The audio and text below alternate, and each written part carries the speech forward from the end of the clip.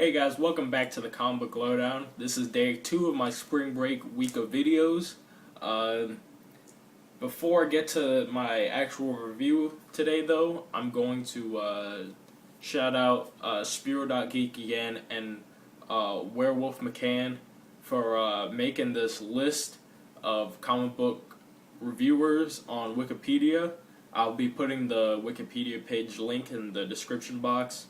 And I just think it's a great thing that they did for the community, trying to put the comic book community even closer together by giving you easy access to other reviewers on YouTube and their channels and whatnot. It's very organized. It's organized by country, and so if you're ever looking for reviews on something or whatever, you just maybe none of your subscriptions have made a video yet and you're really in the mood for something, so you just go to this website, click a link, and you'll find something good, I bet. So I just want to thank Spiro.geek and Werewolf McCann for putting this great list together. I think it's a great idea.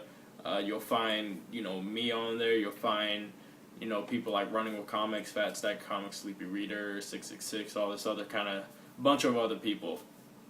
Just great reviews, all this kind of good stuff, and just thank you to those guys again, because it seems like it's a lot of work and they're still adding on to it whenever they can, so again, thank you. Now, gonna get to the review, and if you haven't noticed by the title, this is the review of Avengers vs. X-Men, the whole maxi series, just the main book, none of the crossovers. I got all 13 issues because I do have the 0 issue right here on front. I think all the covers of this are pretty much all the covers. I think I don't like one of them. I don't like the cover to issue number 6. It's kind of boring. But this whole thing, this whole event, if you're for it, against it, whatever, I enjoyed it very much. And I also have a great appreciation for it just because the first 3 issues I have here, the 0 issue and then the first 2 rounds, they're the first comics I bought once I started getting really into comics just this past year, and they're the first 3 that I bought them on the same day. And again, I very much enjoyed the whole event, and if you don't know the story, the Phoenix is coming back. It's going to toast Hope Summers. Everybody in the world has dealt with the Phoenix before. The X-Men have their side. They were personally affected by it. They were directly affected by the Phoenix Force going after Jean Grey, and then Jean having to kill herself all those years ago. And the Avengers now, they want to prevent this from happening, so Captain America goes to Utopia. He, asks for Hope Summers so they can take her in and try to protect her. Cyclops, leader of the X-Men, not having that. He thinks that Hope is the mutant messiah since Scarlet Witch has wiped out most of the mutants. And he says that she's going to bring about new mutants in the world, and so this is why the whole battle ensues.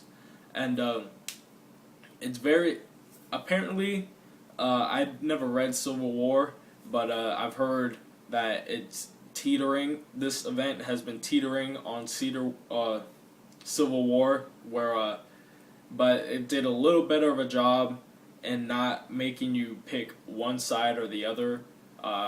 Again, I haven't read Civil War, but if you've read it, you might know what I'm talking about. In this, you can either pick, none of the sides are right. The Avengers aren't right and the X-Men aren't right, but each one of them feels that they're right in what they're doing. And so this is why it's all a battle of stubbornness, pretty much, is how it starts, at least. And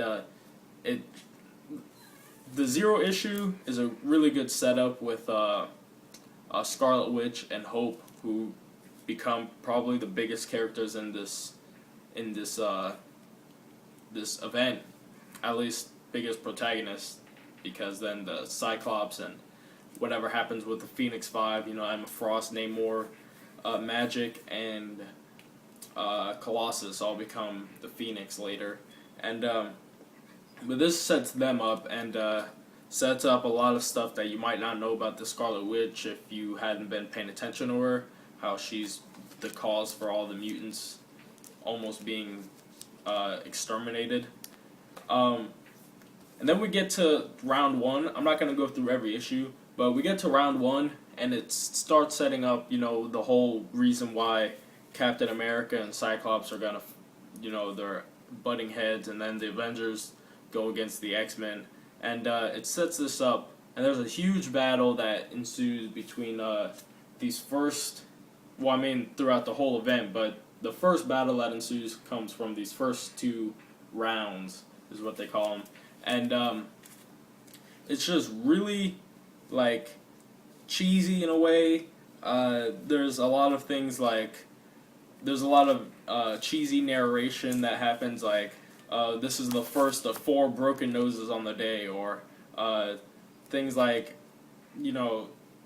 that's one too many concussions, but it's not from any of the characters, it's from just random narration. So it's kind of like a campy, showy, whatever type of, storytelling, kind of in a fun way for all, just fun.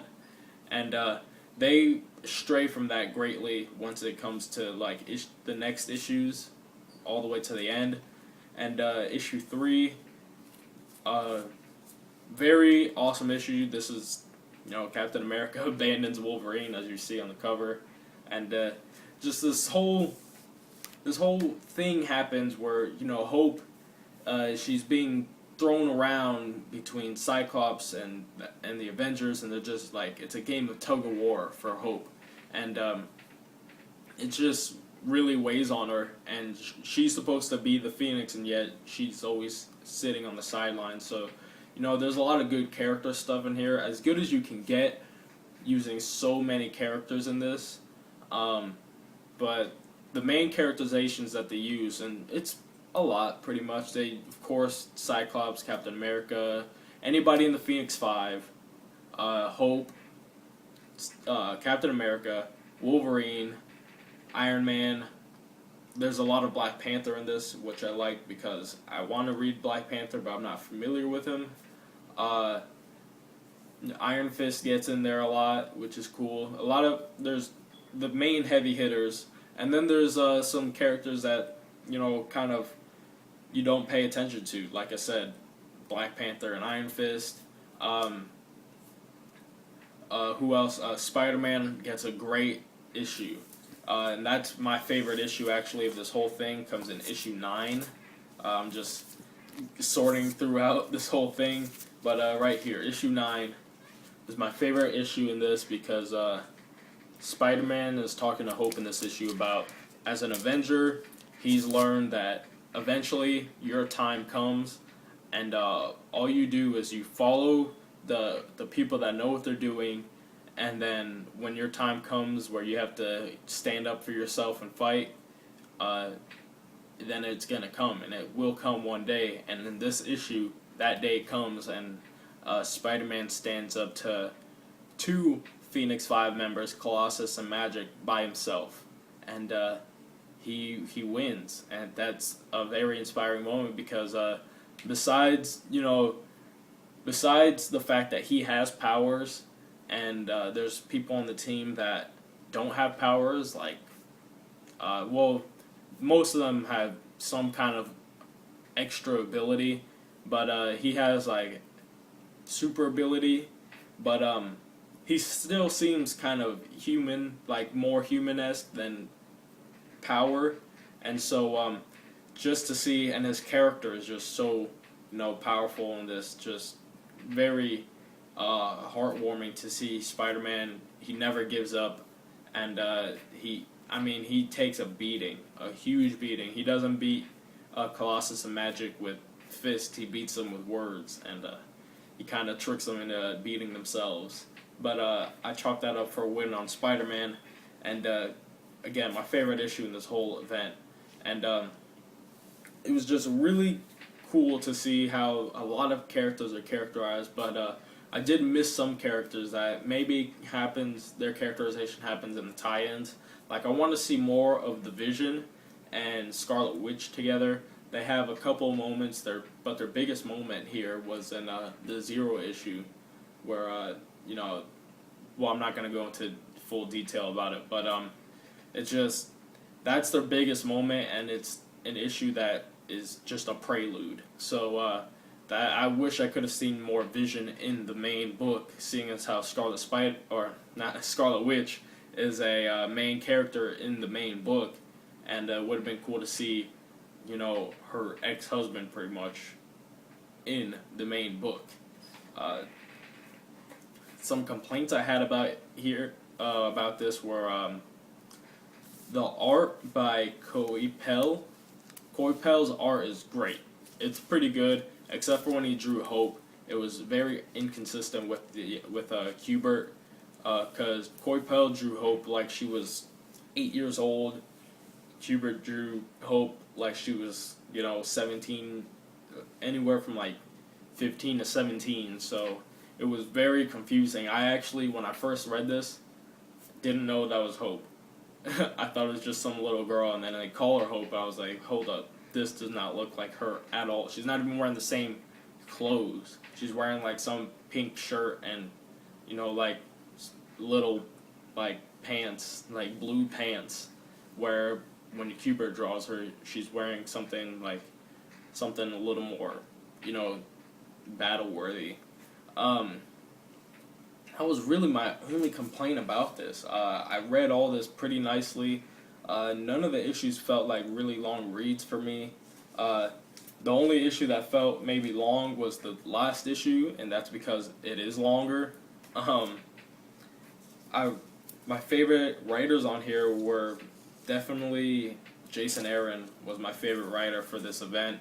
Bendis did pretty good work. Brubaker, Fraction, they all did good work. But Aaron, I think, did the best work, and he's the one who he wrote the Spider-Man issue, and he also closed out the event. So I guess that shows for something. Some other great moments in here were just Hope and Scarlet Witch then teaming up at the end against Cyclops, and also when they recruited the Hulk. In, I think it was issue 10, or issue 11. So there were just small great moments throughout this whole thing. For the most part, the whole event was it was kind of a standard event, but I very much enjoyed it. Sometimes you don't have to go over the top to be something enjoyable. You can, be pretty normal but still enjoyable, still fun to read.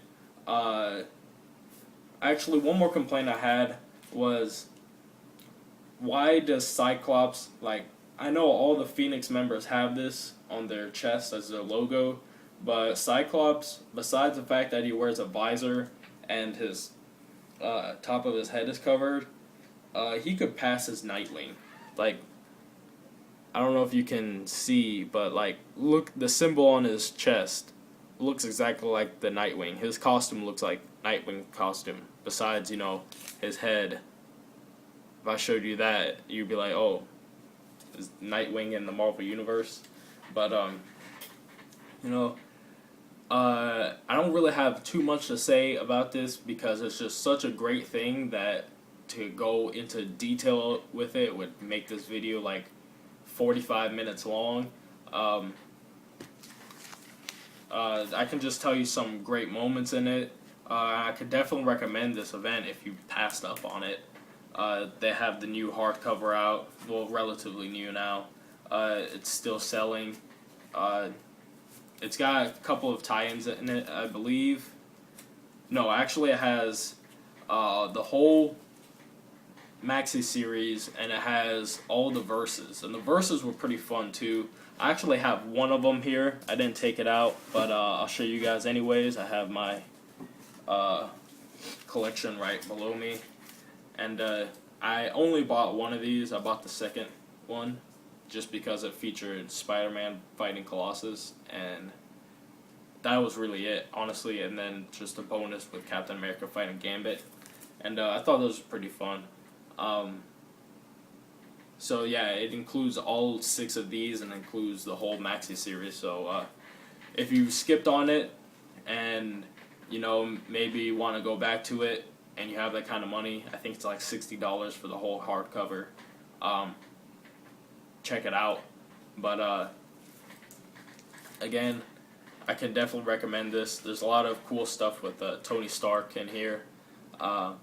He's kind of on an emotional roller coaster after the Phoenix spreading to the 5 X-Men. It's kind of his fault. He's the reason why that happened. But again, there's a lot of cool stuff in here, but in the end, kind of a standard event, but still enjoyable. You can, it's something that you can pick up and just read. If you want to read something good, you can just pick this up from the start, read a couple issues, put it down, just do whatever, and it's just fun. Again, I'm rambling now, so that's pretty much my whole review on it. That's really it for you guys, or for me. I'm Wellington signing off for the Comic Book Lowdown, and I'll see you guys next time.